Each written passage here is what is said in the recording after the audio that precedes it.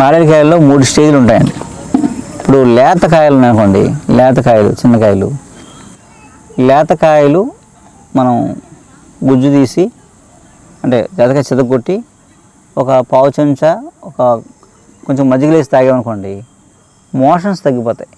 నీళ్ళ విరేచన కానీ జీడి గమ్ మోషన్స్ కానీ అమీబియాసిస్ అంటాం, అలాంటివి ఐబిఎస్ ఇరిటబుల్ బౌల్ సిండ్రోమ్ అలాంటివి తగ్గిపోతాయి అన్నమాట, కంట్రోల్ అయిపోతాయి. రోజు పొద్దున్నే ఒక డోసు చేసుకుంటే మామూలుగా జనరల్గా సీజనల్గా వచ్చే ఫీవర్స్ ఏదో ఫుడ్ తేడా వచ్చింది అయితే ఒక డోసు వేస్తే తగ్గిపోతాయి. అందుకని ప్రతిసారి పచ్చికాయ దొరకదు కదా, ఏం చేయాలి? ఈ వినాయక పాలవీలు కడతాం కదా, ఈ కాయలు మనం బయట కలపలేం, ఎక్కడికి వెళ్ళినా పొలిటే. ఆ కాయలు చిన్న చిన్న ముక్కలు కొట్టేసి ఎండబెట్టేయండి, ఎండబెట్టేసి పొడి చేసేసుకోండి, పొడి చేసి పొడించుకోండి. ఆ పొడి కొంచెం మధ్యలో వేసి తాగారనుకోండి ఆ మోషన్స్ తగ్గిపోతాయి. అలా వాడుకోవచ్చు లేతకాయలు. ఇక రెండో స్టేజ్ ఉంటుందండి, అంటే అటు ముగ్గిపోకుండా ఇటు బాగా లేత కాకుండా మధ్యస్థంగా ఉంటాయి. అప్పుడు ఇంకా జిగురు ఉండదు లోపల. ఆ టైంలో అది పెద్దవి ముక్కలు కొట్టేసి ఎండబెట్టి పొడి చేసుకుని డయాబెటిక్ షుగర్ పేషెంట్స్ వాడితే షుగర్ పేషెంట్స్కి వచ్చే సైడ్ ఎఫెక్ట్స్ డయాబెటిక్ వచ్చే సైడ్ ఎఫెక్ట్ లేకుండా ఉంటాయి, షుగర్ కూడా బాగా తగ్గుద్ది అనమాట అండి. ప్యాంక్రియాస్ కొంచెం యాక్టివేట్ అవుతుంది అలా. ఇక 3వ స్టేజ్ ఉంటుంది, కాయ ముగ్గిపోద్ది.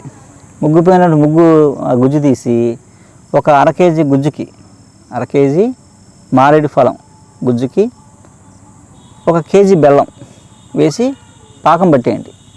పట్టేస్తే మీకు 1 సంవత్సరం నిల్వ ఉంటుంది. షర్బత్ అనమాట అది.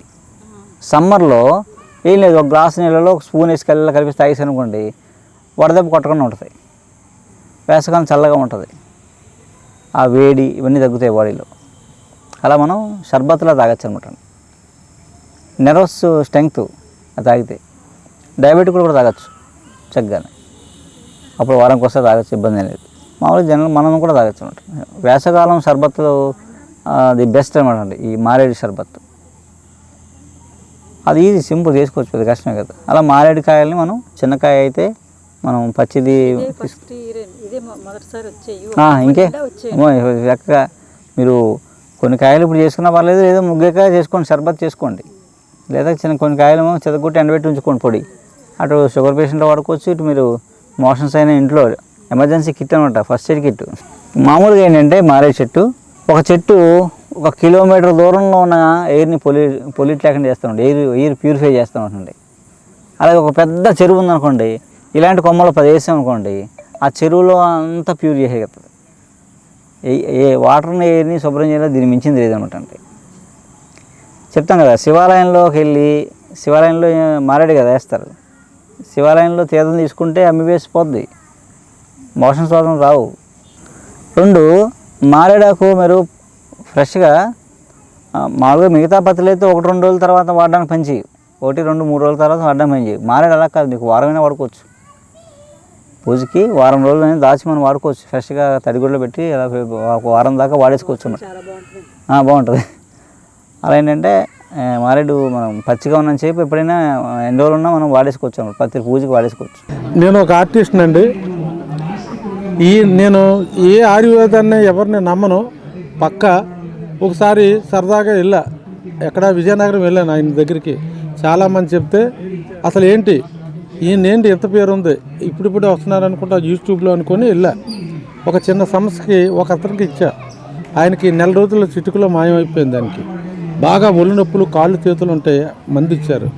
తర్వాత నేను మా ఇంట్లో మా మిసెస్కి మందు వాడాను, కడుపు నొప్పి అల్సర్ లాగా ఉంటాయి. ఖచ్చితంగా 40 రోజుల పైన మందు ఇచ్చారు, అద్భుతంగా తగ్గింది. ఆవిడ దేవుడిలాగా పూజిస్తుంటుంది ఈయన్ని, ఎందుకంటే నాకు నమ్మకం. అయితే ప్రతిదీ ఆయుర్వేదం చాలా నమ్మకంతో పనిచేస్తుంది ఎక్కువగా.